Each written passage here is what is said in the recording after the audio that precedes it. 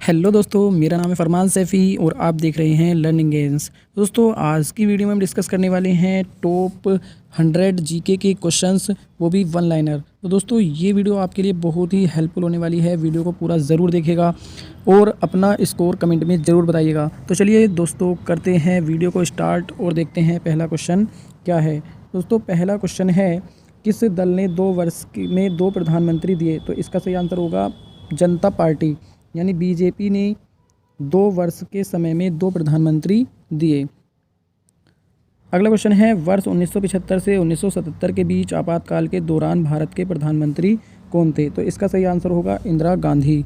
अगला क्वेश्चन है, लोकसभा के अधिनियमों के अंतर्गत सदन का नेता का अर्थ डैश से है यदि वह लोकसभा का सदस्य हो? तो इसका सही आंसर होगा प्रधानमंत्री। अगला क्वेश्चन है दोस्तों, प्रधानमंत्री पद से पद त्याग करने वाले प्रथम व्यक्ति हैं? तो इसका सही आंसर हो जाएगा मोरारजी देसाई। अगला क्वेश्चन है, भारत के प्रथम सिख प्रधानमंत्री हैं? तो ये हो जाएंगे मनमोहन सिंह। अगला क्वेश्चन है, नियुक्ति के समय निम्न में से कौन प्रधानमंत्री संसद के किसी भी सदन का सदस्य नहीं था? तो ये हो जाएंगे पीवी नरसिंह राव। आपका अगला क्वेश्चन है दोस्तों, प्रधानमंत्री पद ग्रहण करने के समय विधानसभा का सदस्य था? ये इसका आंसर हो जाएगा HD देवगौड़ा। आपका अगला क्वेश्चन है दोस्तों, इंदिरा गांधी दूसरी अवधि के लिए प्रधानमंत्री बनी? तो दोस्तों, इसका सही आंसर होगा 1980 से 1984 तक। आपका अगला क्वेश्चन है, जवाहरलाल नेहरू के निधन के पश्चात किसने प्रधानमंत्री पद ग्रहण किया? तो इसका सही आंसर होगा गुलजारीलाल नंदा। अगला क्वेश्चन है दोस्तों, वह प्रथम प्रधानमंत्री कौन थे जिन्होंने संसद सत्र में उपस्थित हुए बिना ही त्यागपत्र दे दिया था? तो इसका सही आंसर हो जाएगा दोस्तों चौधरी चरण सिंह। आपका अगला क्वेश्चन है दोस्तों, सामूहिक रूप से मंत्रिपरिषद किसके प्रति उत्तरदायी होता है? तो दोस्तों, इसका सही आंसर है लोकसभा। आपका अगला क्वेश्चन है, कोई व्यक्ति संसद के किसी भी सदन का सदस्य हुए बिना केंद्र में कितनी अवधि तक मंत्री रह सकता है? तो दोस्तों, इसका सही आंसर होगा 6 महीने। आपका अगला क्वेश्चन है, संघीय मंत्रिपरिषद के मंत्री उत्तरदायी होते हैं? तो दोस्तों, इसका सही आंसर है केवल लोकसभा के प्रति। आपका अगला क्वेश्चन है, संसद के 2 क्षेत्रों के बीच अधिकतम कितना अंतराल दिया जा सकता है? तो दोस्तों, इसका सही आंसर हो जाएगा 6 महीना। आपका अगला क्वेश्चन है, निम्नलिखित में से कौन संसद का अनन्य भाग नहीं है? तो इसका सही आंसर है राज्यसभा। अगला क्वेश्चन है दोस्तों, एक वर्ष में कम से कम कितनी बार संसद की बैठक होना आवश्यक है? तो ये हो जाएगा 2 बार। आपका अगला क्वेश्चन है, यदि किसी सामान्य विधेयक पर राज्यसभा और लोकसभा के बीच गतिरोध आता है तो उसका समाधान कौन करेगा? तो दोस्तों, इसका सही आंसर होगा संसद का संयुक्त सत्र। अगला क्वेश्चन है दोस्तों, अस्थायी संसद भारत में कब तक अस्तित्व में रही? तो इसका सही आंसर है 17 अप्रैल 1952। अगला क्वेश्चन है, साधारण विधेयक से संबंधित गतिरोध को दूर करने के लिए संसद के दोनों सदनों की संयुक्त बैठक कौन बुलाता है? तो इसका सही आंसर हो जाएगा राष्ट्रपति। अगला क्वेश्चन है, भारत के संसद के दोनों सदनों की संयुक्त बैठकें किस लिए आयोजित की जाती हैं? तो सही आंसर है उस विधेयक पर विचार करने तथा उसे पारित करने के लिए जिस पर दोनों में मतभेद हो। अगला क्वेश्चन है, भारतीय नागरिकता नहीं प्राप्त की जा सकती? तो दोस्तों, इसका सही आंसर होगा भारतीय बैंक में धन जमा करके। आपका अगला क्वेश्चन है, एक व्यक्ति नागरिकता के अधिकार कैसे खो सकता है? एक कारण हो सकता है। दोस्तों, इसका सही आंसर है एक व्यक्ति दूसरे राज्य की नागरिकता ले लेता है। अगला क्वेश्चन है, भारतीय संविधान का कौन सा अनुच्छेद राज्य सरकारों को ग्राम पंचायत के गठन का निर्देश देता है? इसका सही आंसर होगा अनुच्छेद 40। आपका अगला क्वेश्चन है, संविधान के अनुच्छेद 1 में भारत को क्या कहा गया है? दोस्तों, इसका सही आंसर है राज्यों का संघ। अगला क्वेश्चन है दोस्तों, संविधान का कौन सा अनुच्छेद मंत्रिपरिषद के गठन के बारे में आधारभूत नियम निर्धारित करता है? तो दोस्तों, इसका सही आंसर होगा अनुच्छेद 75। आपका अगला क्वेश्चन है, भारतीय संविधान का कौन सा अनुच्छेद नई अखिल भारतीय सेवा की स्थापना का प्रावधान करता है? तो इसका सही आंसर हो जाएगा अनुच्छेद 312। अगला क्वेश्चन है दोस्तों, भारतीय संविधान का कौन सा अनुच्छेद विभिन्न आधारों पर किसी भी भारतीय नागरिक के साथ भेदभाव से संबंधित है? दोस्तों इसका सही आंसर है अनुच्छेद 15। आपका अगला क्वेश्चन है, संविधान में मंत्रिमंडल शब्द का एक बार प्रयोग हुआ है, यह है? तो इसका सही आंसर है दोस्तों अनुच्छेद 352 में। आपका अगला क्वेश्चन है, नीति निर्देशक सिद्धांतों के निम्नलिखित अनुच्छेदों में से कौन सा अंतर्राष्ट्रीय शांति और सुरक्षा के संवर्धन से संबंधित? दोस्तों इसका सही आंसर है अनुच्छेद 51। आपका अगला क्वेश्चन है, भारतीय संविधान के किस अनुच्छेद में अनुसूचित जातियों और अनुसूचित जनजातियों के लिए आरक्षण का प्रावधान किया गया है? दोस्तों इसका सही आंसर होगा अनुच्छेद 335। आपका अगला क्वेश्चन है दोस्तों, संविधान का कौन सा अनुच्छेद भारत के नियंत्रक और महालेखा परीक्षक के कर्तव्य को निर्धारित करता है? दोस्तों इसका सही आंसर हो जाएगा अनुच्छेद 149। आपका अगला क्वेश्चन है, भारतीय संविधान का कौन सा अनुच्छेद सभी नागरिकों के लिए समान न्याय और मुफ्त कानूनी सहायता को प्रोत्साहित करता है? दोस्तों इसका सही आंसर होगा अनुच्छेद 39A। आपका अगला क्वेश्चन है, भारत के संविधान का वह कौन सा अनुच्छेद है जिसमें भारत के नियंत्रक और महालेखा परीक्षक का उल्लेख है? तो दोस्तों इसका सही आंसर हो जाएगा अनुच्छेद 148। आपका अगला क्वेश्चन है, भारतीय संविधान के किस अनुच्छेद में नए राज्य के प्रवेश या स्थापना का प्रावधान किया गया है? दोस्तों इसका सही आंसर है अनुच्छेद 2। आपका अगला क्वेश्चन है, किस देश में दोहरी नागरिकता का सिद्धांत स्वीकार किया गया है? दोस्तों इसका सही आंसर हो जाएगा संयुक्त राष्ट्र अमेरिका। आपका अगला क्वेश्चन है, भारतीय संविधान में नागरिकता के प्रावधान कब लागू हुए? दोस्तों इसका सही आंसर हो जाएगा 1949। तो दोस्तों अगला क्वेश्चन है, नागरिकता अधिनियम भारत के संविधान के निम्नलिखित में से किस भाग के अंतर्गत आता है? तो दोस्तों यह आ जाएगा भाग 2 में। आपका अगला क्वेश्चन है, भारतीय संविधान के अनुच्छेद 74 और 75 किन विषयों पर विचार करते हैं? तो इसका सही आंसर है मंत्रिपरिषद। आपका अगला क्वेश्चन है, संसदीय तंत्र में निम्नलिखित में से वास्तविक कार्यपालिका कौन है? तो इसका सही आंसर हो जाएगा मंत्रिपरिषद। आपका अगला क्वेश्चन है, जो व्यक्ति सांसद ना हो क्या उसे मंत्री नियुक्त किया जा सकता है? तो इसका सही आंसर है हाँ, पर उसे 6 महीनों के भीतर संसद सदस्य बनना होगा। आपका अगला क्वेश्चन है, भारत में स्वतंत्रता के बाद प्रथम मंत्रिमंडल का मंत्री कौन था? तो इसका सही आंसर होगा BR अम्बेडकर। आपका अगला क्वेश्चन है, स्वतंत्र भारत के प्रथम प्रतिरक्षा मंत्री कौन थे? तो इसका सही आंसर हो जाएगा सरदार बलदेव सिंह। आपका अगला क्वेश्चन है, भारत का संविधान भारत को कैसे वर्णित करता है? तो इसका सही आंसर होगा राज्यों का संघ। अगला क्वेश्चन है दोस्तों, 500 से अधिक देशी रियासतों के भारत में विलय के लिए कौन उत्तरदायी था? तो इसका सही आंसर है सरदार वल्लभ भाई पटेल। आपका अगला क्वेश्चन है दोस्तों, प्रथम भाषाई राज्य किसे बनाया गया? तो इसका सही आंसर हो जाएगा आंध्र प्रदेश। आपका अगला क्वेश्चन है, 1956 के राज्य पुनर्गठन अधिनियम द्वारा कितने राज्य और संघीय क्षेत्रों की स्थापना की गई? तो इसका सही आंसर होगा 14 राज्य 6 संघीय क्षेत्र। दोस्तों आपका अगला क्वेश्चन है, निम्नलिखित में से किस केंद्र शासित प्रदेश को आंशिक राज्य का दर्जा दिया गया है? तो इसका सही आंसर हो जाएगा पुडुचेरी। आपका अगला क्वेश्चन है, निम्नलिखित में से किस वर्ष सिक्किम को राज्य का दर्जा दिया गया था? तो ये इसका आंसर हो जाएगा 1975 में।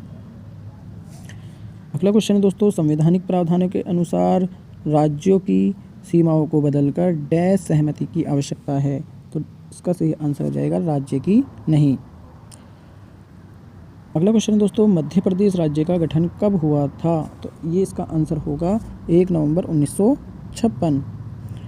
आपका अगला क्वेश्चन है, निम्नलिखित में से कौन से व्यक्ति ने स्वतंत्र भारत के प्रथम गृह मंत्री के रूप में कार्य किया? तो इसका सही आंसर होगा सरदार वल्लभ भाई पटेल। अगला क्वेश्चन है दोस्तों, किस दल ने 2 वर्ष में 2 प्रधानमंत्री दिए? तो इसका सही आंसर हो जाएगा जनता पार्टी यानी कि BJP। आपका अगला क्वेश्चन है, निम्नलिखित में से कौन सा भारत में प्रशासन पर विधायी नियंत्रण का एक साधन नहीं है? दोस्तों इसका सही आंसर हो जाएगा सदन का विघटन। अगला क्वेश्चन दोस्तों, किस संवैधानिक संशोधित अधिनियम द्वारा संविधान में मूल कर्तव्यों को शामिल किया गया है? तो इसका सही आंसर हो जाएगा 42वां संविधान संशोधन। आपका अगला क्वेश्चन है दोस्तों, मौलिक कर्तव्यों को निर्धारित किया गया है। तो दोस्तों इसका सही आंसर हो जाएगा 42वें संविधान संशोधन द्वारा। अगला क्वेश्चन है दोस्तों, भारतीय संविधान में मौलिक कर्तव्यों की सूची निम्नलिखित में से किस भाग के रूप में जोड़ी गई थी? तो इसका सही आंसर हो जाएगा 4। आपका अगला क्वेश्चन है, भारत के संविधान के अनुच्छेद 51A भाग 4A में निम्नलिखित में से क्या शामिल है? तो इसका सही आंसर हो जाएगा मूल कर्तव्य। आपका अगला क्वेश्चन है दोस्तों, भारत के संविधान के अनुसार भारतीय नागरिकों के मूल कर्तव्य हैं। तो दोस्तों इसका सही आंसर है राष्ट्रगान, ध्वज आदि का सम्मान, वैज्ञानिक प्रवृत्ति का विकास, राष्ट्रीय एवं सांस्कृतिक विरासत का संरक्षण एवं परिरक्षण। दोस्तों इसका सही आंसर हो जाएगा। आपका अगला क्वेश्चन है, संसदीय समिति प्रणाली के तहत 12 अप्रैल 1993 से कितने समितियों ने कार्य करना शुरू किया? तो इसका सही आंसर होगा 17। आपका अगला क्वेश्चन है, निम्नलिखित में से कौन सी संसदीय समिति में राज्यसभा का कोई सदस्य नहीं होता? तो सही आंसर होगा प्राक्कलन समिति। आपका अगला क्वेश्चन है, संयुक्त संसदीय समिति में लोकसभा तथा राज्यसभा के सदस्यों की संख्या क्रमशः होती है। तो दोस्तों इसका सही आंसर हो जाएगा 30 और 15। आपका अगला क्वेश्चन है, निम्नलिखित में से कौन सा सार्वजनिक व्यय पर संसदीय नियंत्रण का अंग नहीं है? दोस्तों इसका सही आंसर है भारत का नियंत्रक एवं महालेखा। आपका अगला क्वेश्चन है, लोक लेखा समिति में कितने सदस्य हैं? इसका सही आंसर है 22 सदस्य। आपका अगला क्वेश्चन है, कौन विषयगत समिति है? दोस्तों इसका आंसर है कृषि समिति, पर्यावरण एवं वन समिति, विज्ञान एवं प्रौद्योगिकी समिति। इसका ये सही आंसर है। दोस्तों अगला क्वेश्चन है, सामूहिक रूप से मंत्रिपरिषद किसके प्रति उत्तरदायी होता है? तो दोस्तों इसका सही आंसर हो जाएगा लोकसभा। आपका अगला क्वेश्चन है, सार्वजनिक लोक लेखा समिति में राज्यसभा के कितने सदस्य होते हैं? तो इसका सही आंसर होगा 7 सदस्य। अगला क्वेश्चन है, किन राज्यों में साझा उच्च न्यायालय है? तो ये हो जाएगा महाराष्ट्र और गोवा। आपका अगला क्वेश्चन है दोस्तों, अंडमान व निकोबार द्वीप पर निम्नलिखित उच्च न्यायालयों में से किस एक का क्षेत्राधिकार है? तो दोस्तों इसका सही आंसर है कलकत्ता। आपका अगला क्वेश्चन है, भारत के 25 उच्च न्यायालयों में से किसकी स्थापना सबसे बाद में हुई? दोस्तों आंध्र प्रदेश उच्च न्यायालय की स्थापना सबसे बाद में हुई। आपका अगला क्वेश्चन है, उत्तराखंड उच्च न्यायालय की स्थापना कहाँ की गई? दोस्तों ये की गई नैनीताल में। आपका अगला क्वेश्चन है, 2 या 2 से अधिक राज्यों के लिए एक उच्च न्यायालय की स्थापना किसके द्वारा की जा सकती है? दोस्तों सही आंसर हो जाएगा संसद द्वारा पारित एक कानून द्वारा।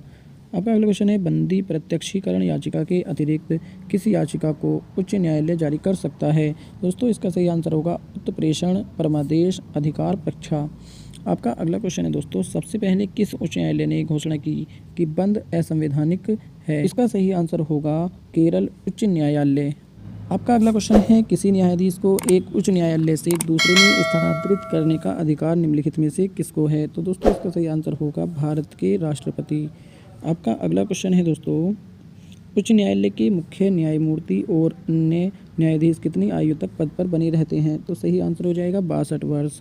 आपका अगला क्वेश्चन है, भारत में चलित न्यायालय यानी मोबाइल कोर्ट इनका मानस पुंज है? दोस्तों सही आंसर होगा डॉक्टर APJ अब्दुल कलाम। आपका अगला क्वेश्चन है, आंध्र प्रदेश उच्च न्यायालय कब से अस्तित्व में आया? तो दोस्तों इसका आंसर हो जाएगा 1 जनवरी 2019। आपका अगला क्वेश्चन है, भारत का 25वां उच्च न्यायालय है?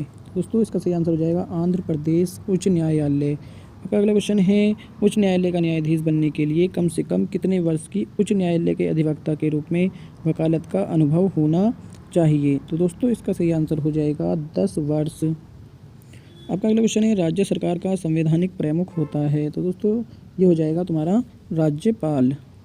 आपका अगला क्वेश्चन है, राज्यपाल सोने के पिंजरे में निवास करने वाली चिड़िया के समतुल्य है, यह कथन किसका है? तो दोस्तों इसका सही आंसर होगा सरोजनी नायडू।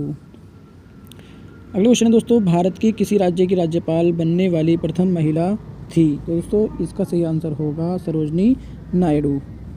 आपका अगला क्वेश्चन है, राज्यों के गवर्नर संविधान के अंतर्गत किसके प्रति अपने आचरण के लिए उत्तरदायी होते हैं? इसका सही आंसर होगा राष्ट्रपति। आपका अगला क्वेश्चन है दोस्तों, राज्य विधानमंडल के अनुमोदन के बिना राज्यपाल द्वारा जारी अध्यादेश कितनी अवधि के लिए लागू रहेगा? तो सही आंसर हो जाएगा 1 सप्ताह। आपका अगला क्वेश्चन है दोस्तों, निम्नलिखित में से कौन भारत के राष्ट्रपति की इच्छा तक ही पद पर बना रहता है? तो दोस्तों सही आंसर हो जाएगा राज्यपाल।